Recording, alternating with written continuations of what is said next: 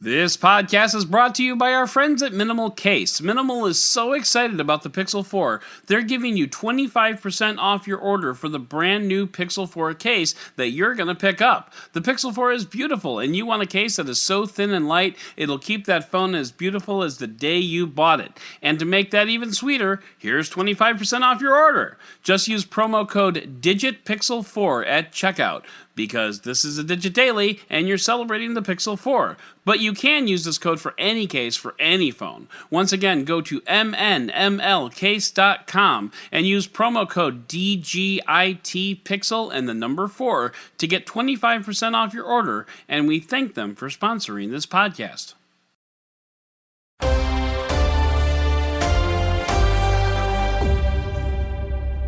Good morning, Digit fam. Adam Doud here, kicking off another day of all the tech news you need to know. We're just 2 weeks away from Halloween, so if you don't know by now what your costume's going to be, it's not time to panic just yet, but it is getting close. So now that we're all frozen with insecurity, it is October 17th, 2019, and this is your Digit Daily. And speaking of insecurity, and I have to be honest here, I wrote that intro before even opening the Digit Daily today, so that's Psychic Powers 1, Skeptical High School Career Counselor 0. Just saying. So yesterday, we saw not one, but two stories, which should make you doubt how secure your phone actually is. I have a friend of mine who actually never uses Touch ID nor Face ID for these very reasons that we're about to talk about. The first story comes from BBC technology reporter Chris Fox, who showed us two things via a very effective and creepy-looking Twitter video. First, he can do a really good impression of a slack-jawed dead person, and second, that Face Unlock on a Pixel 4 works if you hold up a dead person's phone to their face. Sleeping works too, and it shouldn't work because of a feature available on the iPhone and in pre-release Pixel 4 devices, Require Attention for Face ID. That feature is available on the iPhone, and it used to be there for the Pixel, but it's not there anymore. Of course, the Pixel hasn't been officially released yet, so we're probably not seeing final software. It's possible it might come back. Meanwhile, in the world of Samsung, there are issues with a different form of biometric security, the fingerprint reader. And no, I'm not referring to the fact that it's an under-screen fingerprint reader, and those still kind of suck, though I'll admit they're not as bad as they used to be. A few days ago, a British woman reported to a tabloid that she installed a third-party screen protector on her Samsung Galaxy S10, and since then, her husband has been able to use his fingerprint to unlock her phone, even though, and this really should go without saying, but even though his fingerprints were never registered with the phone. Today, Samsung acknowledged the problem and advised that they'd be patching the problem soon. And just so we're all on the same page here, this is a $3 screen protector allowing you to hack a $1,000 phone. It seems the pattern printed on the inside of the screen protector registers as a fingerprint and allows the measure to be bypassed. Meantime, Samsung recommends you use only their authorized accessories for the phone, which cost decidedly more than $3. It's not the best response to this problem, Samsung. I mean, you are right, but maybe a little more tact next time.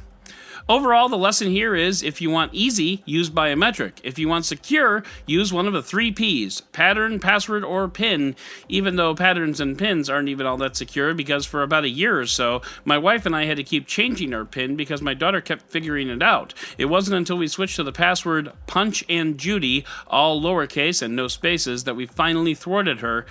But it was a pain in the butt to type in every time we had to unlock a phone. And by the way, my daughter has her own phone now, and we've retired that password, so no, I did not just screw up. At least I don't think so. Maybe I should go check my phone drawer, just in case. So while I do that, let's head into the Roundup! One notable missing phone from Tuesday's Pixel launch was a 5G variant of the phone. PC Mag wondered why and asked Google about it. Google had a lot to say, mostly that 5G isn't ready, both from a network deployment standpoint and from a maturity of a technology standpoint. Basically, 5G is too niche and battery hungry at the moment. I mean, can you imagine putting a 90Hz screen and a 5G radio into a phone with a 2800 mAh battery? Would it even finish booting up before it died? Netflix reported its earnings yesterday, and though subscriber add-ons were a little short of expectations, the stock still rose. More interestingly, though, Netflix addressed the upcoming onslaught of streaming services as creating a, quote, modest headwind for Netflix, but notes that its real competitor, and every streaming service's competitor for that matter, is linear TV, and I kind of like that phrasing. It's cute. But Netflix sees the rise of streaming competitors as an overall gain. When you think about cord cutting and content, Netflix will likely be a default choice for someone trying it out. So a customer will dump cable and get Disney Plus and Netflix, or they'll dump cable and get Amazon Prime and Netflix, or they'll get Hulu and Netflix. Are you seeing the pattern here?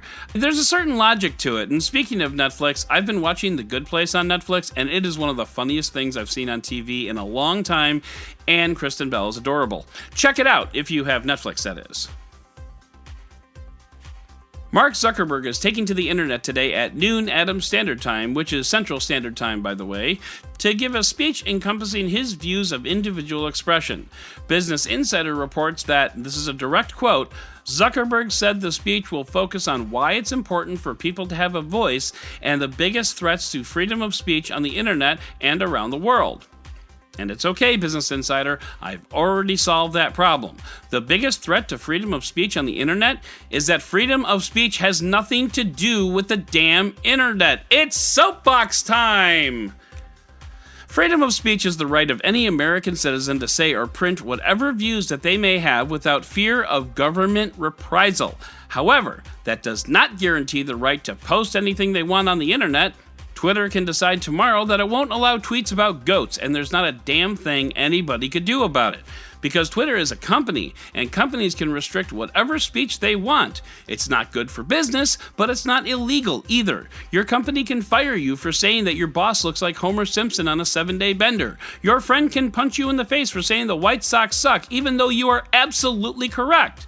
Now, I think Mark Zuckerberg knows this, and I think Business Insider knows this too, but it's still sloppy reporting and I won't have it. There. Now I feel better. And finally, this Gizmodo headline sure sums things up nicely. Quote, Elon Musk smoking Joe Rogan's weed somehow ended up costing taxpayers $5 million. Long story short, Elon Musk smoked a doob. NASA freaked out and spent $5 million making sure none of the other engineers working at SpaceX smoked a doob. And let's remember two things here. Smoking a doob is now legal in more states than it is not legal. And two, now, I'll let Bruce Willis at Armageddon say this. And this is the best that you could, that the government, the U.S. government can come up with? I mean, you're NASA for crying out loud. You put a man on the moon. You're geniuses. You're the guys that think his shit up. I'm sure you got a team of men sitting around somewhere right now just thinking shit up and somebody backing them up. So the good news is they did have a team of geniuses just sitting around thinking stuff up. The bad news is they were thinking up ways to stupidly spend $5 million of your tax dollars. Mission accomplished! So that's going to do it for today's Digit Daily. If you'd like to learn more about any of these stories, check out the links in the show notes and subscribe to our daily newsletter on Digit.com. And if you like what you heard, subscribe, leave a review, and don't forget to tell your friends about DigitDailyPod.com. Once again, I'm Adam Doud, Dead Technology on Twitter, and we'll talk again tomorrow.